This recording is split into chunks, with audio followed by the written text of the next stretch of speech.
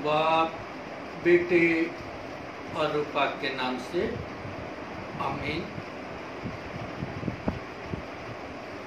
हम परमेश्वर का धन्यवाद देते हैं। आज फिर उसने एक सुंदर अवसर हम सबके जीवन में दिया है ताकि परमेश्वर का धन्यवाद करते हुए बीते समय के लिए उसकी शुक्रगुजारी करते हुए इस नए सप्ताह के लिए फिर से परमेश्वर के वचन के द्वारा परमेश्वर की बात को सुनकर उसका मार्गदर्शन ले सके, उसकी अगुवाई ले सके। आज का विषय जो है ये बहुत ही सुंदर है, क्योंकि इसके अंदर प्रभु यीशु मसीह जो है एक बहुत ही महत्वपूर्ण बात जो है वो बताते हैं। तो आज का जो विषय परमेश्वर के वचन का रहेगा वो ये है कि यीशु मसीह ये बताते हैं कि वास्तव में ही हम आशीषमय है और प्रसन्न है। और ये वचन जो लिया गया है मत्ती रसूल के द्वारा लिखी गई अंजील में से उसका 5 अध्याय 1 से 12 पद तक है। आप सब लोग जानते हैं कि जब हम संत मत्ती रसूल के द्वारा लिखी गई अंजील को पढ़ते हैं तो इसमें 5 अध्याय से लेकर 7 अध्याय तक, जिसे हम पर्वतीय उपदेश या पहाड़ी उपदेश के नाम से भी जानते हैं, और इसमें हमारे रोजमर्रा के जीवन या दूसरे शब्दों में कह लीजिएगा कि हमारे व्यवहारिक जीवन के बारे में यीशु मसीह बात करते हैं। वो सारी बातें, वो सारी परिस्थितियां, वो सारे हालात जिनमें से हमें रोजमर्रा के जीवन में से होकर जो है वो गुजरना पड़ता है, और प्रभु यीशु मसीह अपने चेलों को साथ लेकर, और एक बहुत बड़ी भीड़ है वहां पर, वो भी उनके साथ है, तो एक पहाड़ के ऊपर बैठ जाते हैं, इसीलिए इसे पर्वतीय या पहाड़ी उपदेश कहते हैं। और इसमें व्यवहारिक जीवन के बारे में जो है इन 3, 5, 6 और 7 अध्यायों के अंदर जो है वो बात करते हैं, और वो बताते हैं कि वास्तव में हम किस तरीके से मुबारक हैं, धन्य हैं, ब्लेस्ड हैं, हैप्पी हैं, खुश हैं। और वो बहुत सारे चीजें जो है इसमें बताते हैं, और जब हम इन सारी चीजों को एक साथ इकट्ठा करते हैं, इन सारी बातों को एक साथ इकट्ठा करते हैं, तो एक चीज हमारे सामने जो है वो बड़ी ही स्पष्ट रीति से आती है। वो ये है कि हमें किस तरीके से के होना चाहिए, हमारा व्यवहार क्या होना चाहिए, हमारा उठना बैठना कैसा होना चाहिए, हमारा चलना फिरना कैसा होना चाहिए, हमारी बातचीत करने का तरीका कैसा होना चाहिए, दूसरों के साथ हमारा व्यवहार जो है वो किस तरीके का होना चाहिए। तो यहाँ लगभग 9 बार प्रभु यीशु मसीह ने इस पैराग्राफ के अंदर धन्य शब्द का इस्तेमाल जो है वो किया है। धन्य है वो जो मन के दीन है, क्योंकि स्वर्ग का राज्य उन्हीं का है। धन्य है जो शोक करते हैं, क्योंकि वो शांति पाएंगे। धन्य है वो जो नम्र है, क्योंकि वो पृथ्वी के अधिकारी होंगे। धन्य है वह जो धार्मिकता के भूखे और प्यासे हैं, क्योंकि वो तृप्त किए जाएंगे। धन्य है वह जो दयावंत है, क्योंकि उन पर दया की जाएगी। धन्य है वह जिनके मन शुद्ध है, क्योंकि वो परमेश्वर को देखेंगे। धन्य है वह जो मेल कराने वाले हैं, क्योंकि वो परमेश्वर के पुत्र कहलाएंगे। धन्य है वह जो धार्मिकता के कारण सताए जाते हैं, क्योंकि स्वर्ग का राज उन्हीं का है।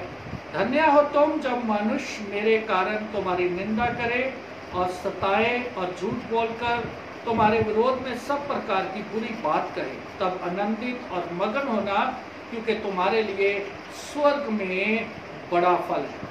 इसलिए कि उन्होंने उन भविष्यद्वक्ताओं को जो तुमसे पहले थे इसी रीति से सताया।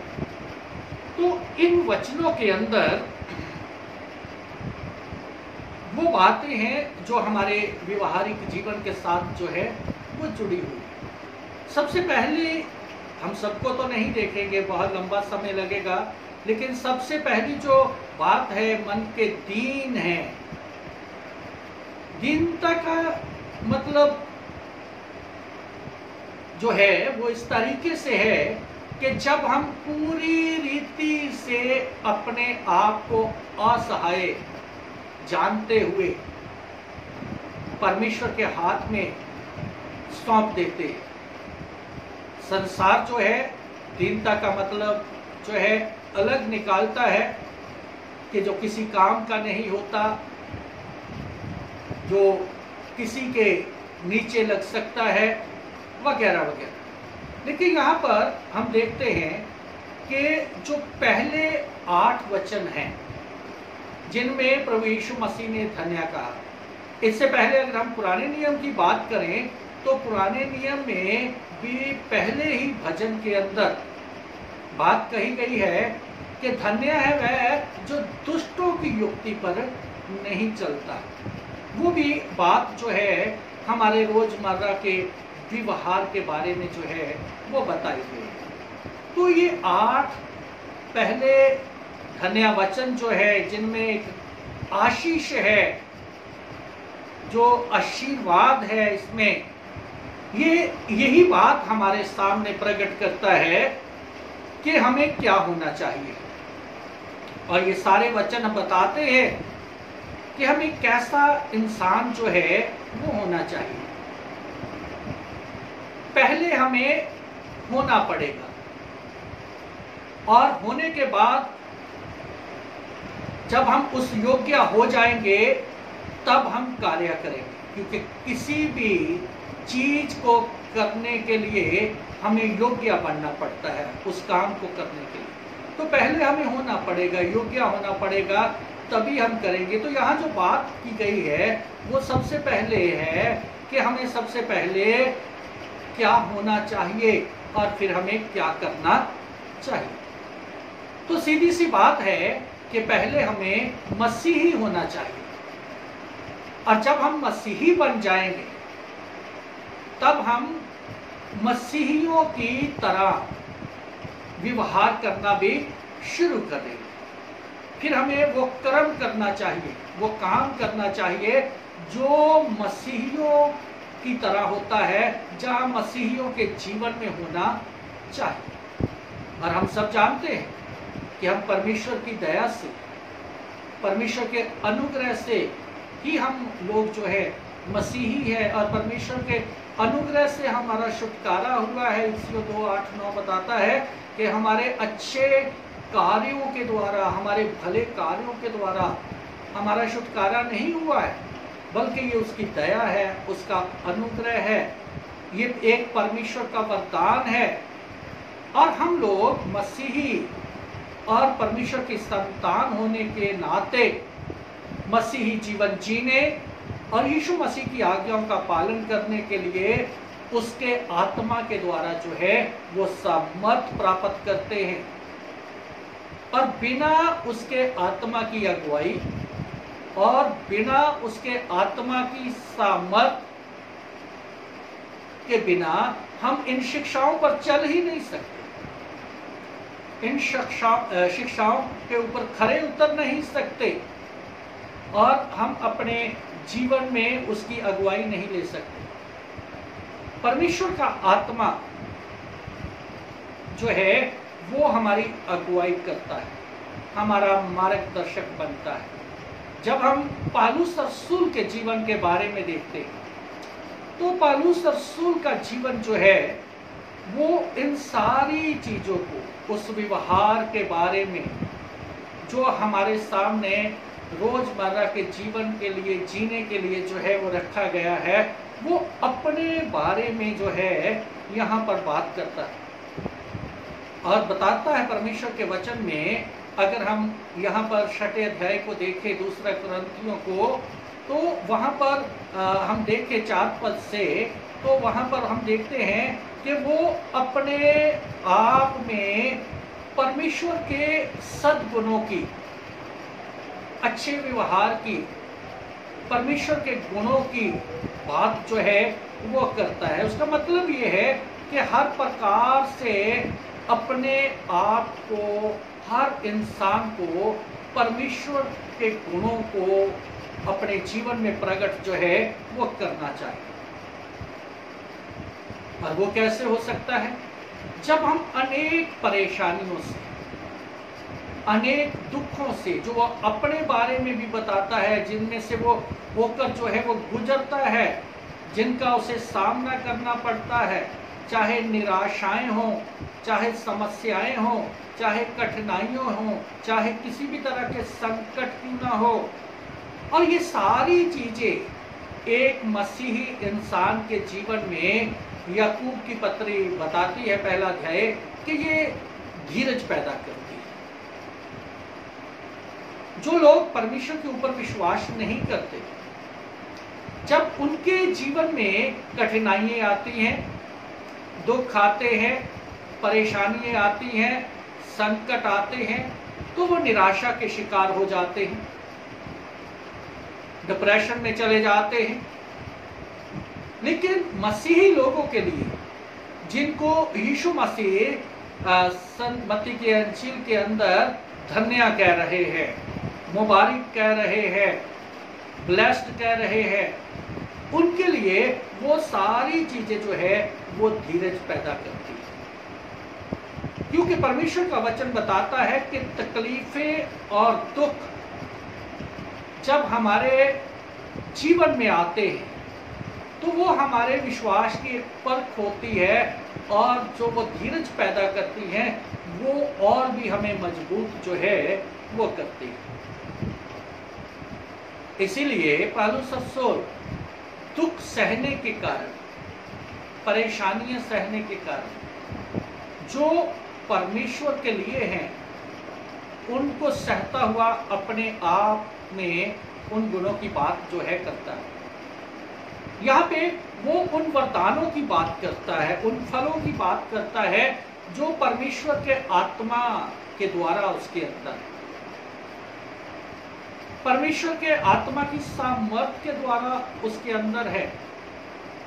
यानी कि आसान शब्दों में कहें तो पौलुस रसूल अपने आप को पवित्र आत्मा पे डिपेंड समझता है, उस पर निर्भर समझता है और उसके अधीन वो रहता है।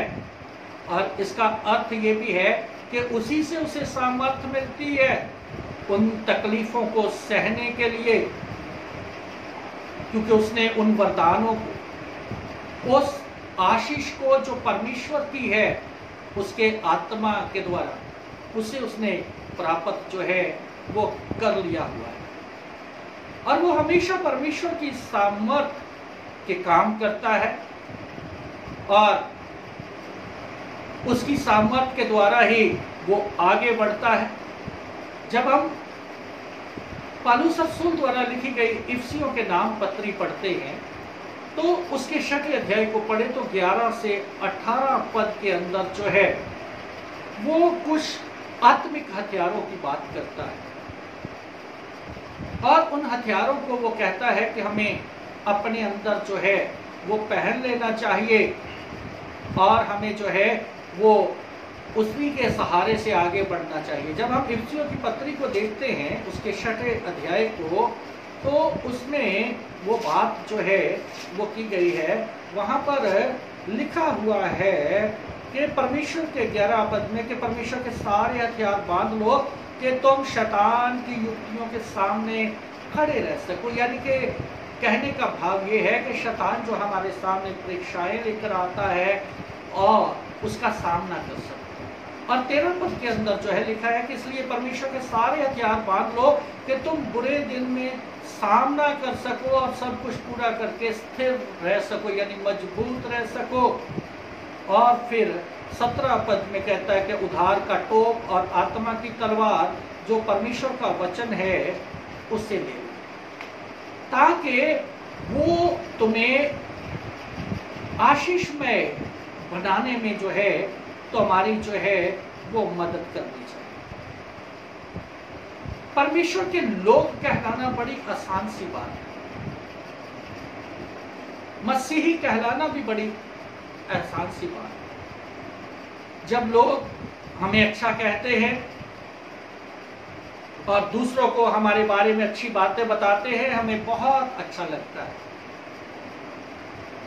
लेकिन जब कभी हमारा अपमान करते हैं, हमारे बारे में बुरी बुरी बातें करते हैं, हमारे बारे में निंदा करते हैं, हमारे बारे में चुगली करते हैं और बहुत सारी चीजें जो है उनके बारे में बात करते हैं। यहाँ लिखा हुआ है, जब 9वें बार प्रभु यीशु मसीह ने धन्य कहा कि धन्य हो तुम जब मेरे कारण मनुष्य तुम्हारी निंदा करे और सताए और झूठ बोलकर तुम्हारे विरोध में सब प्रकार की बुरी बातें कहें, तब आनंदित और मगन होना, क्योंकि तुम्हारे लिए स्वर्ग के अंदर जो है वो बहुत बड़ा फल जो है वो रखा हुआ है तुम्हारे लिए। प्रभु यीशु मसीह ने अपने चेलों से कहा कि संसार ने उसे सताया है, पहले उससे भविष्यवक्तों को भी सताया और उसके मानने वाले लोगों को सताया। इसी रीति से यूहन्ना 15:20 में कहता है कि वो तुम्हें भी सताएंगे। लेकिन एक आदर्श प्रभु यीशु मसीह ने अपने जीवन का दिया, जो पहला पत्रस 2:21 से 23 पद में दिया है। वहां पर बताया गया है प्रभु यीशु मसीह के बारे में कि मसीह भी तुम्हारे लिए दुख उठाकर तुम्हें जो है वो एक आदर्श दिया है उसने, कि तुम उसके समान चल सको, क्योंकि उसने कोई पाप नहीं किया और उसके मुंह से छल की बातें नहीं निकली। वो गाली खाकर किसी को गाली नहीं देता था, ना ही वो दुख उठाकर किसी को धमकी देता था, परंतु अपने आप को सच्चे न्यायी के हाथ में जो था वो सौंप देता था। पौलुस रसूल के साथ भी ऐसा हुआ और उसने भी दुख उठाए, उसे मारा गया, उसे पीटा गया, लोगों ने उसे नाश करने के लिए कोशिशें की। प्रभु यीशु मसीह के लिए वो दुख उठाता रहा, लेकिन उसके जीवन से ये प्रकट हुआ कि परमेश्वर की नजर में वो कितना धन्य है, कितना आशीषमय है। इसीलिए वो तुरंत के लोगों को भी ये बात जो है वो बताता है कि वो उसके जीवन की आशीष जो परमेश्वर की तरफ से है वो भी उसे जाने और उस आशीष के जो है वो भागीदार जो है वो हो सके। वो कहता है 10 पद में कि लोगों की नज़र में तो हम बहुत ही जो है, ये शेर है कि 10 में कि लोगों की नज़र में हम बहुत गरीब दिखाई देते हैं। ऐसा दिखाई देता है कि हमारे पास कुछ नहीं है, लेकिन जो हमारे पास है परमेश्वर की आशीष, वो जो लोग परमेश्वर को ग्रहण नहीं करते, जो उस पर विश्वास नहीं करते, उनके पास नहीं है। वो कहता है कि हमारे पास ना होते हुए भी हम दूसरों को अमीर बना देते हैं। जब हम पतरस और यूहन्ना के बारे में देखते हैं प्रेरितों के 3 अध्याय में, जब वो मंदिर की ओर गए और उन्हें एक लंगड़ा मिला तो उन्होंने कहा, भीख मांगता हुआ, तो उन्होंने कहा कि सोना चांदी तो हमारे पास नहीं है, लेकिन जो कुछ हमारे पास है वो हम तुम्हें देते हैं। तो उन्होंने उस आशीष को बांटा जो चंगा करने की, दूसरों को सुसमाचार सुनाने की प्रभु यीशु मसीह द्वारा दी गई थे, उसको उस तक पहुंचाया और वो चलने फिरने लगा। जब हमारे पास आशीष होती है तब हम दूसरों को बांट सकते हैं, लेकिन जब हमारे पास ही कुछ नहीं है तो हम दूसरों को बांट जो है वो कुछ भी नहीं सकते। और जब हमारे पास परमेश्वर की बातें हैं तो हम दूसरों को बड़ी ही आजादी के साथ बता सकते हैं, लेकिन जब हमारे पास कुछ नहीं है तो हम दूसरों को कुछ बता ही नहीं सकते। जब हमारे पास परमेश्वर की आशीष है तो हम दूसरों को दे सकते हैं, जब हमारे पास नहीं है तो हम नहीं दे सकते। इसीलिए जब हम कुरिन्थियों को पढ़ते हैं तो वहां पर परमेश्वर के वचन के अंदर जो है पौलुस रसूल कहते हैं कि 10 पद में कि शोक करने वालों के समान है परंतु सर्वदा आनंद करते हैं, कंगालों के समान है परंतु बहुतों को धनवान बना देते हैं, ऐसे हैं जैसे हमारे पास कुछ नहीं तो भी सब कुछ जो है वो रखते हैं। हम सब कुछ रखते हैं।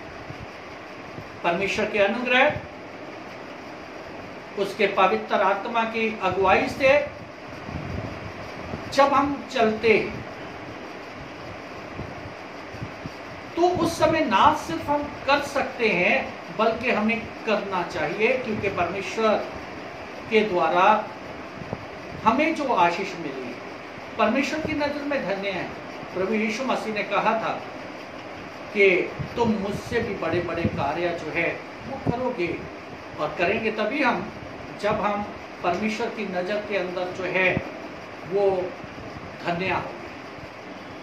परमेश्वर की कृपा, परमेश्वर का अनुग्रह जो है वो हमारे ऊपर जो है वो बना रहे। तो यहाँ पर हम परमेश्वर के वचन के अंदर जो है वो देखते हैं कि परमेश्वर का वचन जो है हमें इन बातों के बारे में जो है वो बताता है, और हमें ये जानना भी बहुत जरूरी है। आखिर में मैं आपको यही बताना चाहता हूँ कि हमें जानना भी बहुत जरूरी है कि हम जो हैं वो ब्लेस्ड जो हैं, और हम जो आशीष में लोग जो हैं वो किस तरीके से हैं। जब हम इफिसियों की पत्री को पढ़ते हैं उसके पहले अध्याय को, तो वहाँ पर परमेश्वर के वचन को जब हम पढ़ें तो वहाँ पर मैं आप लोगों से 4 बातें आखिर में बताना चाहता हूँ कि हम किस तरीके से धन्य हैं। क्यों हम धन्य हैं? इसलिए हैं क्योंकि यहाँ 3 पद के अंदर लिखा हुआ है, पौलुस रसूल कहते हैं, वो आत्मिक आशीषों की बात करते हैं। हम इसलिए धन्य हैं। प्रभु यीशु मसीह आज हमें यही बताना चाहते हैं कि हम धन्य क्यों, और धन्य होने के लिए हमें सबसे पहले मसीही बनना पड़ेगा, मसीही होना पड़ेगा, और फिर हमें उन हालातों में से गुजरते हुए उन कार्यों को करना पड़ेगा जो प्रभु यीशु मसीह हमारे जीवन में देखना चाहता है। तो यहाँ पर 3 आयत में पौलुस रसूल कहते हैं कि हमारे प्रभु यीशु मसीह के परमेश्वर पिता का धन्यवाद हो कि उसने हमें मसीह में स्वर्गीय स्थानों में सब प्रकार की आशीष दी। क्यों हैं हम ब्लेस्ड? क्यों हैं हम धन्य? क्यों हम मुबारक हैं? क्यों हम आशीषमय हैं?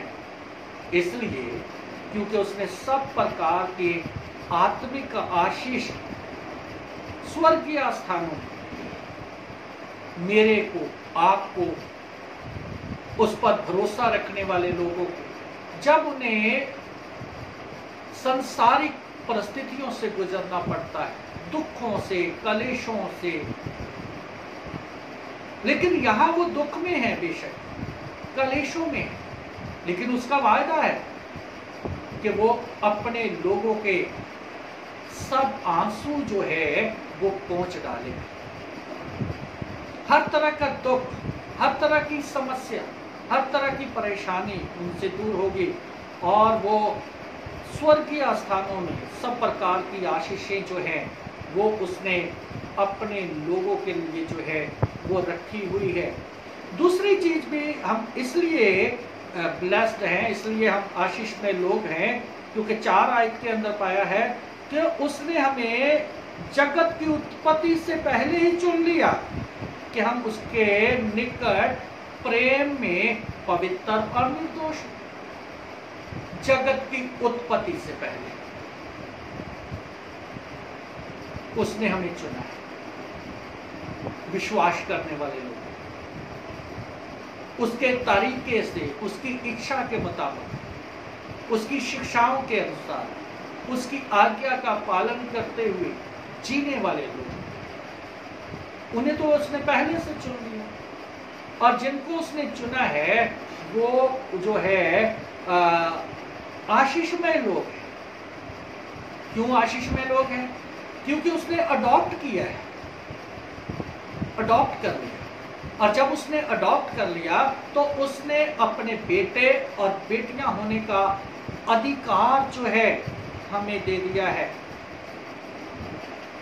और वो अधिकार हमें जो है वो उसकी ओर से जो है वो मिला है, इसलिए हम आशीषमय हैं। और यीशु मसीह हमें यही याद दिलाना चाहते हैं कि हमें भूलना नहीं चाहिए। ये नहीं भूलना चाहिए, तो मैंने पहली बात बताया कि स्वर्गीय स्थानों में उसने सारी आशीषें हमारे लिए रखी। और ये भी नहीं भूलना चाहिए कि जगत की उत्पत्ति से पहले ही उसने हमें चुना। और तीसरा मैं ये बताना चाहता हूं कि हम इसलिए आशीषमय लोग हैं जो यीशु मसीह बता रहे हैं, इसलिए धन्य हैं जो यहाँ पर 7 आयत के अंदर लिखा हुआ है। 7 से हम पढ़ना शुरू करें 10 तक, तो इसमें बहुत सारी बातें हैं, लेकिन मैं आपको बताता हूँ। यहाँ लिखा है कि हमको उसमें उसके लोहू के द्वारा छुटकारा अर्थात पापों की क्षमा उसके उस अनुग्रह के धन के अनुसार मिला है। उसके उस अनुग्रह के धन के अनुसार वो हमारे लिए कंगाल बना ताकि हम लोग जो हैं वो धनी हो जाएं। उसने अपने लोहू के द्वारा हमें छुटकारा दे दिया, हमारे अपराधों की क्षमा दे दिया, अपना अनुग्रह हम पर बहुतायत से दे दिया है उसने। इसलिए जो हम लोग जो है उसने हमारे लिए एक इंतजाम किया है, प्रबंध किया है कि जो इस जमीन के ऊपर लोग हैं वो सब लोग जो हैं वो मसीह में इकट्ठे करें ताकि सब लोग आशीष हो जाए, सब लोग ब्लेस्ड हो जाए, धर्मी हो जाए उसकी नजर, और उसके लोग बनकर उसकी निज प्रजा जो है वो बने। और चौथी बात ये है कि हम इसलिए ब्लेस्ड है, यीशु मसीह बताना चाहते हैं। यहाँ पे जो बताया गया 11 पद से लेकर 14 पद में वहाँ पे बताया गया है कि लिखा है उसी में जिसमें हम भी उसी की मंशा से जो अपनी इच्छा के मत के अनुसार सब कुछ करता है पहले से ठहराए जाकर मिरास बने, कि हम जिन्होंने पहले से मसीह पर आशा रखी थे उसकी महिमा की स्तुति के कारण हो। और उसी में तुम सब जब तुमने सत्य का वचन सुना तो तुम्हारे उद्धार का सुसमाचार है जिस पर तुमने विश्वास किया। खास बात, प्रतिज्ञा किए हुए पवित्र आत्मा की शाप बहुत बड़ी ब्लेसिंग है हमारे। प्रतिज्ञा की हुई आत्मा की शाप, मोहर, और वही प्रतिज्ञा की हुई जो शाप थी उसने हमें उसके द्वारा मोल ले लिया और हमारी वो क्या बना, मिरास का बयाना, हमारी मिरास का प्रतिज्ञा की हुई शाप हमारी। तो ये बातें जो है हमें बताती है कि वो कौन कौन सी चीजें हैं जिनके कारण यीशु मसीह हमें आशीषमय लोग कह रहे हैं। ये सारी प्रतिक्रियाएं हमारे जीवन में पूरी होती हैं, हमारे जीवन के अंदर होनी चाहिए, हमें पता होना चाहिए इनका, ताकि हम अपने आप को आशीषमय लोग समझें। निराशा से भरे हुए लोग नहीं, परेशानियों से भरे हुए लोग नहीं, हताश लोग नहीं, जो अपने आप को कुछ नहीं समझते। आप जानिएगा, हम लोग प्रभु यीशु मसीह की नजर में बहुत अहम हैं, क्योंकि उसने हमें धन्य कहा है, उसने हमें मुबारक कहा है। हमें उसके द्वारा दी गई आशीषों का पता होना चाहिए, जो प्रभु यीशु मसीह बता रहे हैं कि तुम क्यों ब्लेस्ड हो, क्यों तुम आशीषमय हो। और जब हम इन बातों को जानना लग जाएं, तो वास्तव में जब हम इन पर अमल करेंगे, जब हम इन पर भरोसा रखेंगे, जब हम इन पर विश्वास करेंगे, तो हम मसीही बनना शुरू हो जाएगा। और फिर मसीही बनने के बाद मसीहियों की तरह हमारा व्यवहार होना चाहिए, और फिर हर बात के लिए परमेश्वर की नज़र में धन्य हो जाए, मुबारक हो जाए। खुदा करे कि मैं और आप जो मसीही कहलाते हैं या मसीही बनने वाले हैं, हम सब लोग जो हैं इन सारी आशीषों के भागीदार बने रहे, और इसमें दूसरों को भी आशीष जो है देते रहे, और सब प्रकार के कार्य जो है वो परमेश्वर की इच्छा के अनुसार करें। खुदा आप सबको आशीष दे। आमीन।